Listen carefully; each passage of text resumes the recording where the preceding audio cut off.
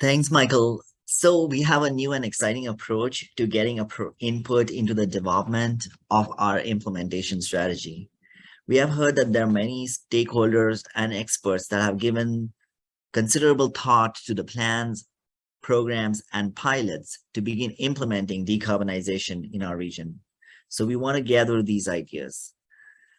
We want to learn from the knowledge that is out there in the community and in other parts of the country and the world so we can focus on action. The focus of this workshop, where we have flipped the roles such that stakeholders present and the government listens, is a pilot of our own. So I hope that you will come along with us in this journey to explore new ways of public outreach.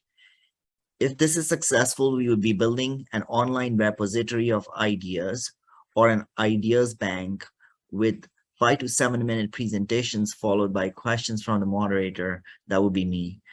Today, I understand that we have 3 presentations. These may not be fully comprehensive to cover the vast expanse of the circular economy, but this is the beginning. So first up, we have a presentation from Ellie Brown. Ellie is the co-executive director of the San Diego Food System Alliance. The Alliance is a diverse and inclusive network that works across sectors to promote collaboration, influence policy, and catalyze transformation in the food system. Previous to the Alliance, Ellie has worked in a variety of roles, including consulting and financial services. Thank you for joining us, Ellie. Screen is yours. Thank you, Murtaza. Thank you for this opportunity to talk about food system issues in the context of our work through the Alliance and the San Diego County Food Vision 2030 that was created through a 2-year participatory process. Next slide. Really, I think the reason why we're working on the issue of food system is because it's a crucial system in our society. By uplifting the system thoughtfully, really, and deciding how we grow the food, how we move the food, how we share food and think about food, really will change all societal systems and how we relate to each other and the planet. Because really, at the end of the day, systems are all really about relationships between people. So really examining this system of food will enable us to transform all societal systems.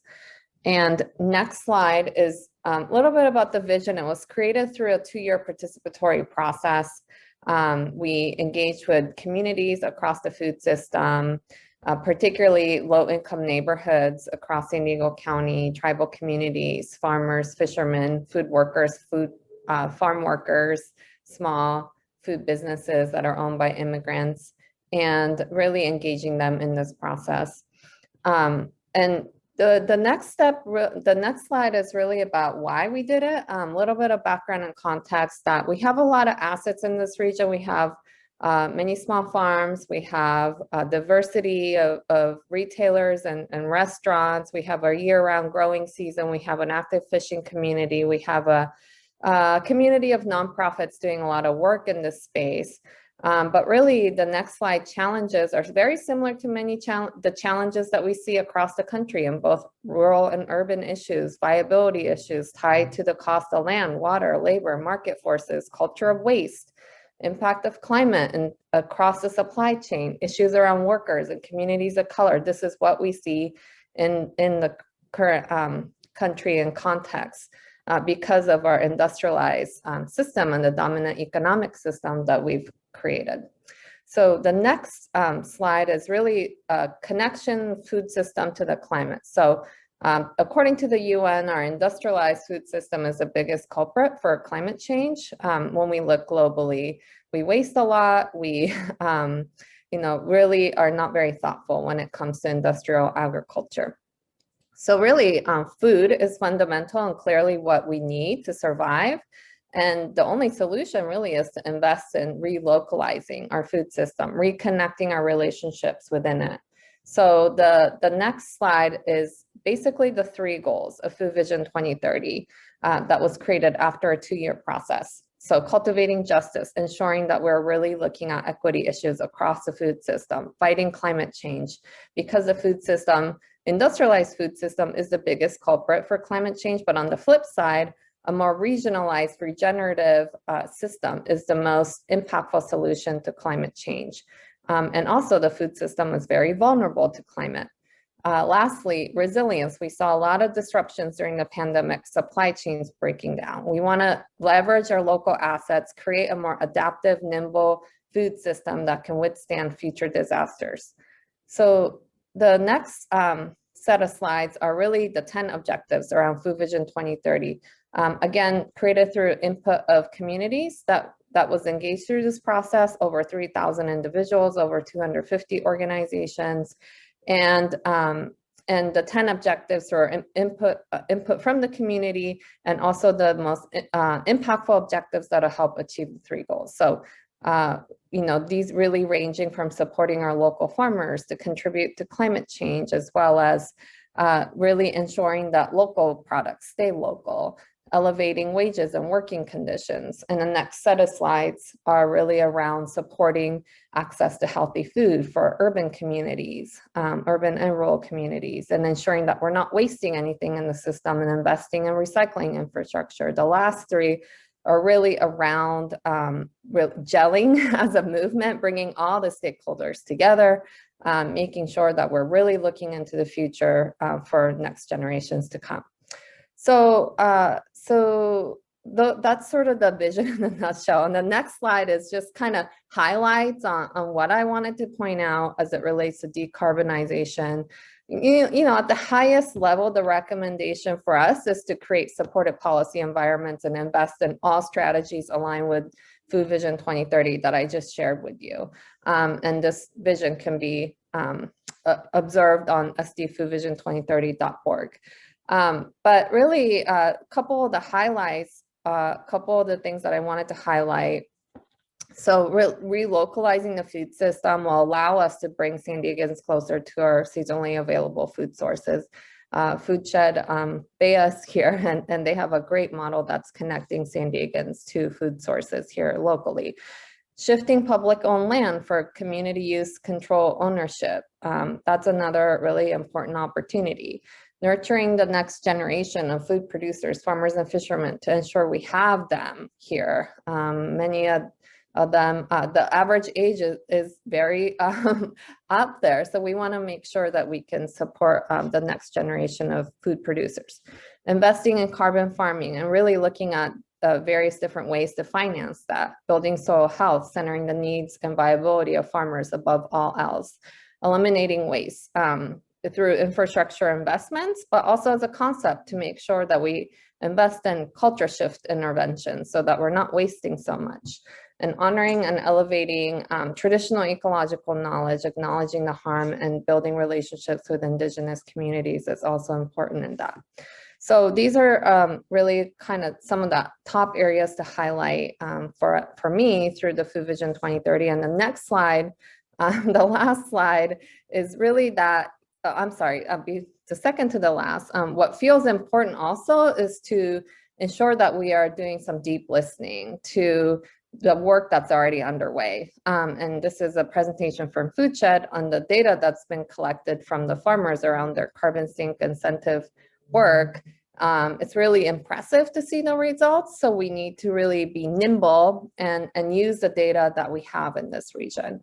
Lastly, since the framework, the regional decarbonization framework is really encouraging us to look beyond our existing constraints of government processes, I would really like to encourage this group to be transformative in our thinking. How can we be adaptive and nimble as we think about this work? How can we really bypass the layers of unnecessary bureaucracy at this time? How can we bypass the short-term politics and power structures that often inhibit this work?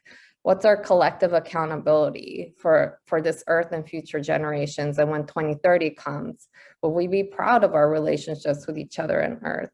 I think these are really important questions for us to ponder on as we do this work together. So that's it. And then closing, San Diego Food System Alliance has a free membership program now. So you can all join this membership program through sdfsa.org and also check out the vision report fully through this website. Thank you so much, Ellie. Appreciate your presentation on the San Diego County Food Vision 2030. And now, with the data you gathered, you have this vision. You are also kind of embarking on this journey towards implementation in the same way as we want to, through decarbonization, also begin this journey on decarbonization. So I wanted to ask if you would like to highlight any specific ideas or suggestions for action on decarbonizing the food system locally. Mhm.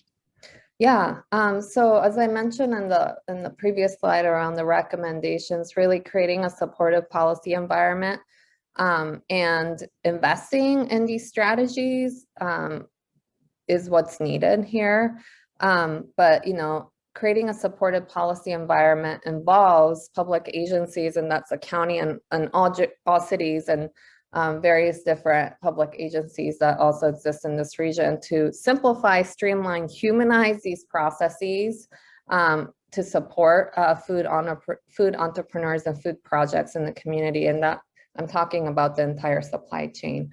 And create incentive mechanisms for people to transition into this way of existing, which is really the relocalizing aspect of it. And especially because the dominant economic system is pulling us away from that. So we need a lot of incentives to enable us to behave in this way, like local food incentives or procurement, infrastructure investments, pooling funding, integrated capital for carbon farming, fully leveraging federal meal programs like SNAP and WIC to invest in low-income communities for their ability to access local healthy food, and culture shift interventions. Being able to really take a holistic approach, policy environment, supportive policy environment, and investments. But I think the bigger idea really that I wanted to put out there, and the last slide was about, it's perhaps, I think we can shift our dominant economic system and governing bodies that influence our regional food system. And ultimately, at the end of the day, it's not like one policy solution. I think it feels like where we need to head is a more right-sized approach to governing the food system, one that is more at the bioregional level. And I mentioned this big idea because where else should I talk about these ideas outside of a decarbonization framework that's looking beyond one jurisdiction? And for and a bioregional governance body that's centered on the needs of the communities across the food system, focused on equity and redistributing taxpayer dollars collected in the dominant economic system to bring more justice into the system so that farmers are thriving, fishermen are thriving, communities are thriving, workers are thriving. And we have to redistribute the money until we get to a place where a regionalized, equitable, and sustainable food system is a norm in this bioregion, in every community. So we need to think a little bit outside of the box, I think. Thank you, Ali. Wanted to ask you, you talked about the supply chain, you mentioned the workers, from farm workers and fishermen to transportation and warehousing, and then of course retail sales. So this entire chain of workers, and particularly you also mentioned communities of color. Are there any gaps in our knowledge base, in partly in addressing a lot of historical injustices of the past, and either in case studies of our region that we can learn from, or from outside the region that we can borrow from? Yeah, in the Food Vision 2030 report, we outline strategies and case studies, examples from other regions. So definitely please check those out. In the United States, the urban areas like Boston, Portland, Seattle, they seem to have more supportive urban food environments because cities are stepping up. And there's also rural communities like Vermont that seem to be better at relocalizing their food system and supporting local food processors and farmers, et cetera. But it's very difficult in this current in the country and in the federal policies and environment that's been created. I think in other countries like Europe particularly, it just feels a little bit more right size. I grew up in Japan, and we learned about we had a food education as part of a classroom curriculum, and we learned about seasonality, nutrition, where our food comes from, and building those relationships in local farmers. So I think keeping things more regional is the way to go, and not have it be so top down. Thank you, Ellie. And one last question about regional. You also talked about deep listening. So in as a region, how could we bring together, if you have any thoughts on how the county can convene some of these different sectors in the circular economy? Yes. Well, first and foremost, county should definitely be working to themselves, and also bringing the cities together to better plan together and create supportive policy environments and invest in projects and solutions on the ground. Like, that's first and foremost. County as a convening body in some ways can be a little challenging, I think, because it's still stuck in that current culture and systems that we're actually trying to push against. Even when there are progressive elected officials, there seems to be something stuck there. So I think as a convening body, there's going to be some challenges to be adaptive and kind of bypass that. So I'm still kind of like processing how that's actually going to work. But as long as we can continue to have conversations about what that looks like, then I think we can get there. Thank you so much, Ellie. And